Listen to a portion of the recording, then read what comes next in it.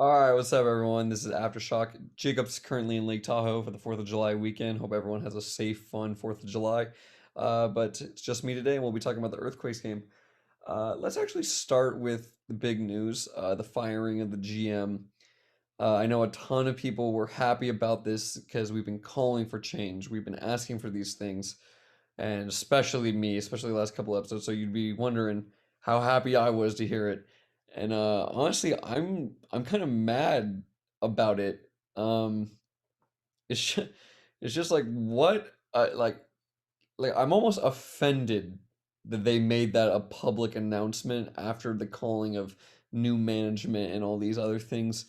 Just it's almost as if they're calling you stupid to your face. Bay Area, stand up and let's be heard. No more sitting in the shadows. We're known for our winning ways, and not being the best, that just ain't for us. We're loud, we're proud, and we're unapologetic about it. So even when times are looking as dark as the black and blue we wear on our crest, we tell them that Goonies never say die. And when we're done shaking things up on the pitch, there's another shake coming. This is something that's been created by the people, for the people. This is everything and anything San Jose Earthquakes related. This is Aftershock. Vamos, San Jose. The reason I say this is how we I don't think they could have fired a more useless position like that has a big name, especially when you're an American sports fan. The GM's a huge thing when you think basketball, when you think football, when you think baseball, when you think all these big American sports. A GM's a really big position, and you can see with the Warriors when they got a new GM, boom, the championship contending team for the next 5 years. And it's in soccer, especially with the earthquakes, you don't really see as much. Yes, they're in charge of a lot of behind the scenes stuff we don't see, but in MLS, it's just not as big as you think it is. And to do it mid season, I guess bring in a new GM, he can kind of look at the team and scout for next year, which I can appreciate. But what's this really doing? What's this really changing? And it just makes me frustrated that it's like it seems like they just threw that guy under the bus, and it was probably time to go, that to be fair, but it just seems like they just threw him to the wolves and expecting us to be happy with it now. And I'm not. I'm happy with it, but it's also a big slap in the face because I feel as if they feel like, oh, I've done my job now. Look, we've made the changes. We'll see what happens. Give it another couple of years, and we just need to see more. But as far as the Minnesota game, San Jose, what do you do to me? It was a great 55 minutes. That first 55 minutes, okay, well, the end of first 45 was okay, but let's start with the new signing Nathan. For the first 20 minutes, I even sent Jacob a text. I sent him about 5 minutes into the match. I'm like, Nathan is just Flo 10 years younger. After every tackle, let's go, screaming, which I am the biggest fan in the world. I said I love him. He's already a big part of my squad. What I liked about him the most is he was fearless and he was relentless, running at defenders, not giving them time to think, really being up in their face, athletic. Love to see it.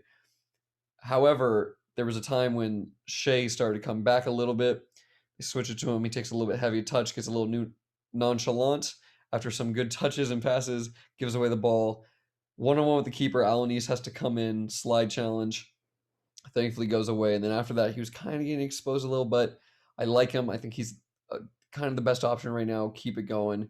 I'm a little concerned for the future, but overall, like, rather positive experience for him. Um, I also am very happy to say that there were changes this game. We got to see great changes throughout the squad. Not as far as the personnel so much, there was some good changes, but it seemed like the tactics changed. We were kind of alternating between a 4-2-3-1 and a 3-5-1, like a 3-5-2, sorry. And it, I liked it. I liked it. I liked it. What the big thing I liked is that we had Alanis, Nathan, and Beeson. We moved Beeson a little bit more to a left back position, but he would kind of stay central and he would never go up. Like he rarely ever went up, which allowed Salinas the freedom to go up and not have to track back as much. And then we had Nathan, who was kind of playing right back, but he was also center back. And then thank God for Judson and his energy. He would slide out to right back and push some of those guys, or sometimes Espinoza would come back, which allowed more of our offense to flow. And it was great to see Ramadi running all over the place too. That really helped shore up the midfield. Didn't see much of Yule or Chofis today. The few times we did were great, but would have liked to see them some more. Cal was a bit rusty, but just opening touches, I said to myself, why wasn't he starting? Because he was such an outlet for us, and that's what brings me to this next point of like San Jose. It's killing me. It's like we're trying to lose. When Almeida made the subs in the 55th minute, it made sense. We were kind of starting to lose some steam. Needed to change something up. I respect it. Making subs early. Sometimes he waits way too long. He subs on Rios and Wondolowski. I get we're tied and we're going for the win. Chofis is having an off game. Maybe you want to sub him out. Okay. And I get Cal's not having a great game, but you have to see that he was our outlet. Whenever nothing was when both side channels were being locked up and we were stuck in the back, we could send a long ball to him and he would give us 15 yards to work with. It was just so frustrating to see him go out because there were one or two times Wando got great balls that would have put him one on one with the goal, but just does not have the pace to deal with it. And he was kind of just disappearing for the game. There's one time where he checked out to like left mid and he had a great switch of play near like the very, very, very end of the game. But other than that, it was rough. And Rios, I for the first 10 minutes as his substitution, I swear didn't want to touch the ball, didn't want to be near it. Uh, he did have a good switch of play later, but the game was kind of dead, and I feel like it was more of lack of pace than like a. I'll give him credit; it was a good move, but other than that, I didn't see much of him. He sprinted towards the end when there was like 1 minute left, but I needed to see more work rate, and I just wasn't seeing it. And then Kikanovic and Haji come on, which I thought were fantastic subs, changed the game immediately. It looked like we had an attacking front line, which is like I'm not used to. Usually just kind of counter one or two guys there. This looked like an actual attacking possession threat, and there were very few moments. What I did not like was Kikanovic again being put out to an out wide role. He's being wasted there. Absolutely wasted. He runs up and down the line, gets a couple touches. For 3 minutes, I believe it was, he was stuck central and they had Shea stay a little more wide. In those, we'll call it even 2 minutes, it was like 2 or 3 minutes. He had four chances, the fourth one leading to the goal. It's just frustrating to see some of these changes. I don't understand them. It's very confusing. We looked good for the beginning, and those changes were great. And I guess I'm Monday night quarterback, and it's just hindsight's 2020. But even in the moment, I don't get it. Like Jutson being subbed off, if that wasn't for load management, I don't understand why he was saving us so many times. I maybe sub off Ramadi, who has the yellow, so we don't have to risk him getting a red. It was very, very frustrating from that aspect. And this is why fans are so frustrated because we saw that we had a squad that can do some real damage. Some real damage. And I know Minnesota's not been the best, but they've been on a hot streak of about 4 wins. So to see that we're kind of dominating, especially they've last 4 matches we've had with them, or sorry, they have a 4 match unbeaten streak.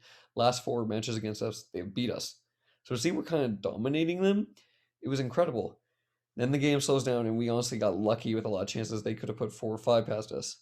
Now, we were a little unlucky on the penalty because Espinoza was fouled in the build-up. Goes to VAR. Judson kind of fouls. It was a tough call, but it was a foul. They score off that. I'm not mad about that. I'm a little mad about the goal we scored right before half. We have a ton of momentum going into halftime. Looks like we're dominating.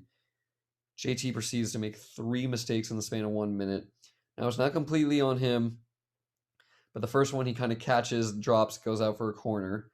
The corner comes, he kind of misses the punch, and then when it rolls out, he kind of goes into no man's land, stands there for a second, doesn't move, gets beat near post, and the angle was impossible, and it was a Hail Mary kick by the guy to score, but he can't be positioned there as a goalkeeper, and it was just a bad run spell. Last kick of the game, now we're going in tied to the half versus going up.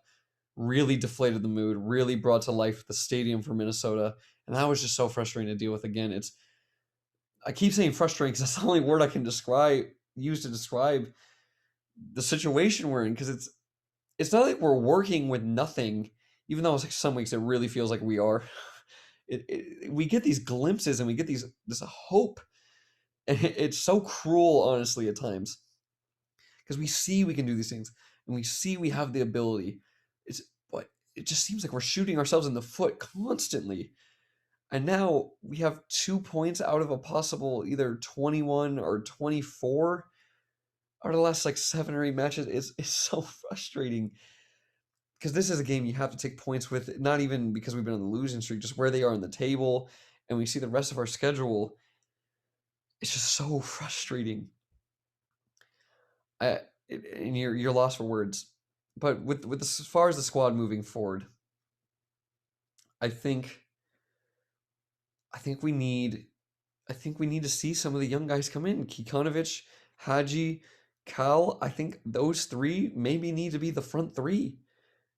I maybe move Cal a little bit more out wide left. He kind of likes to drift in anyways. You can use his pace.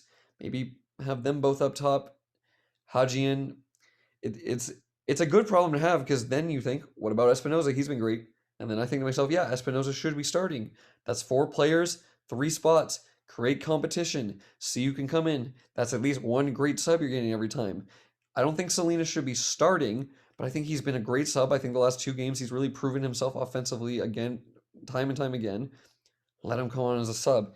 It's just frustrating when he starts because defensively he gets caught lacking. I thought today was his best game in a while, but I don't think he should be starting. I think when you get him in burst, it's a lot better. So if he can get him for the final 15, 20, 30 minutes, give us some life, that's great. It hurts to say because he's a club legend, but Wando only needs to be coming on for the last like 10, 15 minutes if we're down a goal or we're looking for a goal, but he can't be the lone striker. He's got to be up there with someone else. And his job has just got to be float in the box. Flow in the box, disappear, look for the crosses, look for the bounces. That needs to be his job. Rios and Fierro, I don't know. Fierro needs to go. Fierro needs to go. Gone. Gone. I haven't seen anything from him. Rios has had moments this season. Keep him in the squad. I thought he did really well early in the season, dropped off the last couple. It's been tough. I think this is I know Youngworth is probably hurt right now, but I think Youngworth needs his time. His legs are failing him. I like what I've been seeing from Maria and I like what I've been seeing with Lopez, but what I saw between having a back three tonight to really solidify that, and then to kind of have a right or left back kind of also help to make it a back 5 or 4 time, I think that's how we have to move going forward because we get caught too many times. So to have that little extra surety in the back and then just to free some players to not have as much defensive ability really helps us. And then the man marking didn't seem as tight today, and we were more zonal, which I feel like really helped us. And yeah, there was probably a 15-minute spell where Minnesota could score about 4 or 5. But other than that, I feel like we were great defensively, really shutting down channels, really shifting well together. Crosses were non-existent for them. We had big bodies, big presence, athletic. Alanis is the most athletic, but when you put him next to Beeson and Nathan, who can make up for it a little bit more, it looked a lot nicer, a lot cleaner, a lot better pressing. I think that's what we need to be moving forward. And just God, it's just so frustrating. This is I'm recording this right after the game, so emotions are still high. I had to settle down a little bit because I get mad when we don't get the results we need. But I think moving forward, we need to look at some of these young guys who've been coming at the bench and producing, and I think we need to be start being strict on players. You're not performing, you're not playing. Clearly shows faith in them, but you need to show faith in the new guys too. Kikanovic and Haji were excellent today. I thought Cal, while he had a poor game, was an outlet, and I'll relate it to anyone who's been watching the Euros. Sterling has been getting absolutely ridiculed by the media, saying, "Oh, he shouldn't start. Oh, he shouldn't do this. He loses too much ball. He does this, that, the other." Sterling's also their top goal scorer. Now they've been playing worse competition, much like the Quakes. Cal's are probably our top goal scorer. Even when you're not having the best touches or this or that, you need to look beyond that, and you need to look at he's an outlet for us. He's creating chances. He's drawing in defenders. When you have pace like Cal, you're always a threat, and he's exploding. He's drawing in defenders when he, especially with his good dribbling. Sometimes he holds on to it too much. Sometimes when he checks, it's not as great. But he's drawing in defenders. He's opening up space for others. And if we're stuck, send it long. The kid can get it most times. When you have Wando in, you're not getting any of those things. The only time Wando's drawing in defenders is when it's in the box and they have to watch him.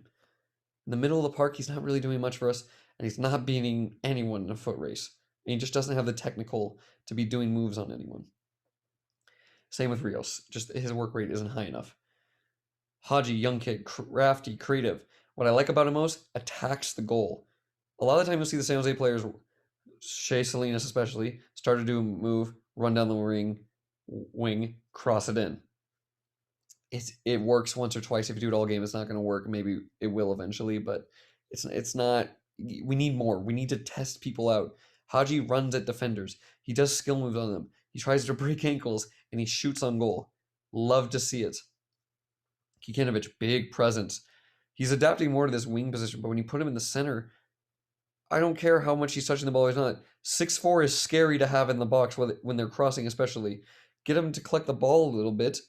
He can churn and go.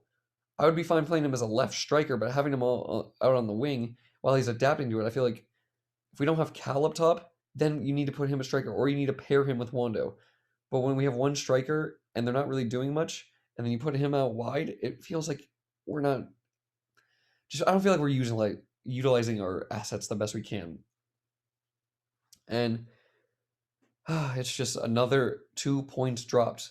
We scored 2 goals, which is a miracle. We also conceded 2, though. 2 silly goals, which is frustrating, but it also makes me happy. It makes me happy because we didn't concede an open play. If you don't really count the corner, I kind of count that as a set piece. So while we should have conceded about 3 or 4 times, that's looking a lot better. Again, maybe a weaker side, but looked a lot better. Penalty, iffy call, a little bit of a mistake on the corner. I want to see more chances created on offense.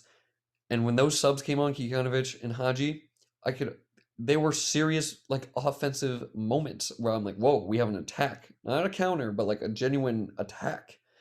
And I want to see more of that from the squad moving forward. But for now, we'll just move on to fan questions. Again, my head's too hot right now, and I, I think I have such a sour taste in my mouth, especially because we started so hot, and now it's, oh, here's another season of San Jose. Can't wait to be the laughing stock again. I mean, I got to give a big shout out to DC for absolutely getting smacked earlier today, 7-1, so that we looked a little bit better today.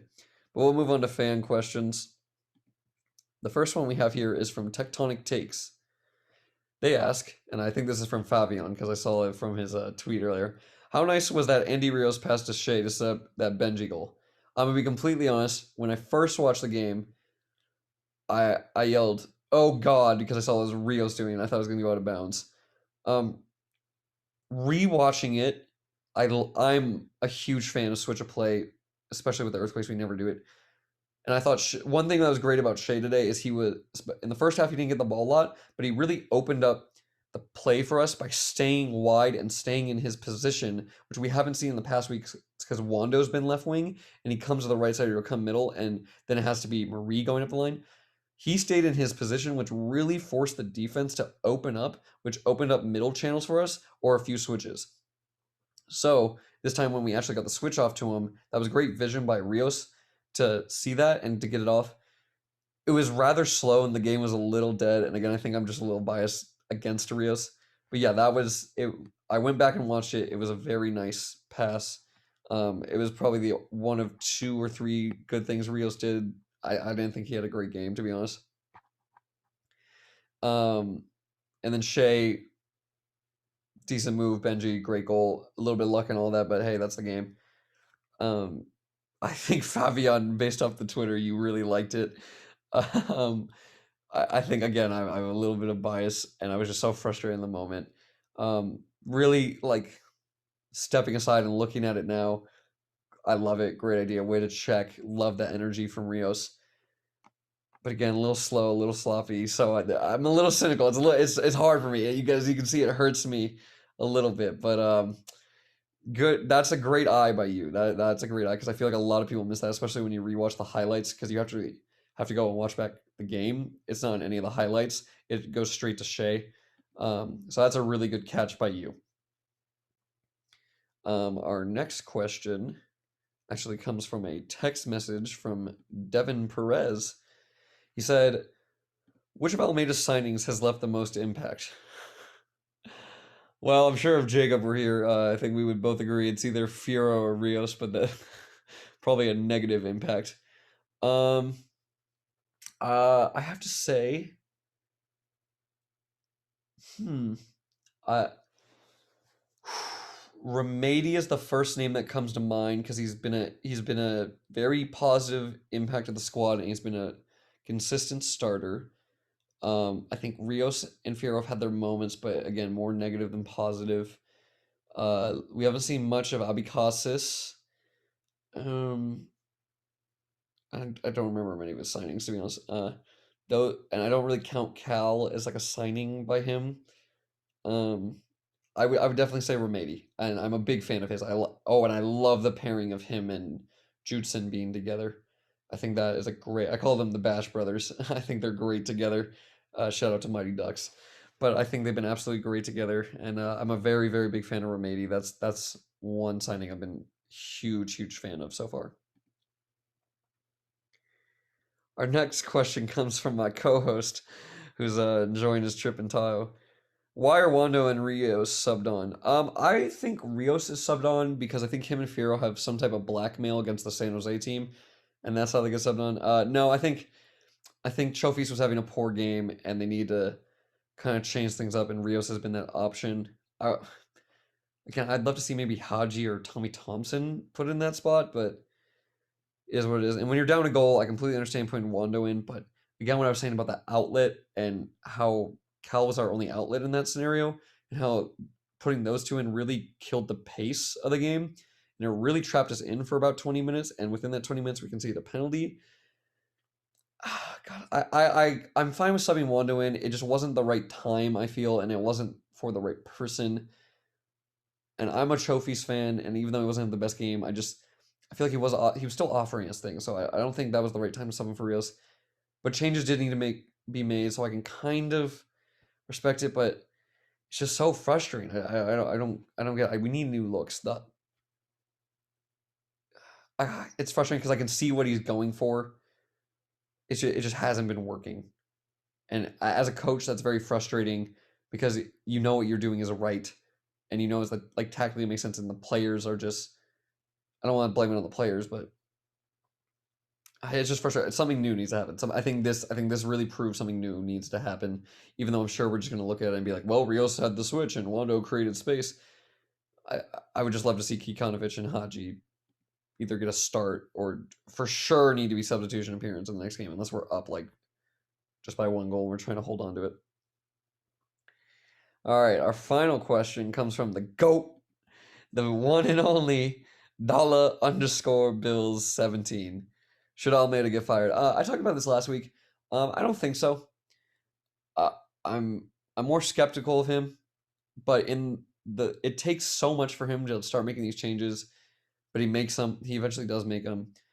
I say we need to give him one more full season after this, and if we get the same old, where it's not, or it's inconsistency, or it just looks like we're not doing much. Yeah, I think we need to part ways with him, and I think he's a great coach. I just don't think it's working out. I think he's doing at the most he or damn near the most he can do with the squad. I think we need a new look, and I think we need a clean house from all the management and all the owners for sure. Fisher out. Hashtag Fisher out. But no, I don't think Almeida should be fired. I like some of his ideas, and I trust in him, but it's just there is a point where you have to realize things aren't working.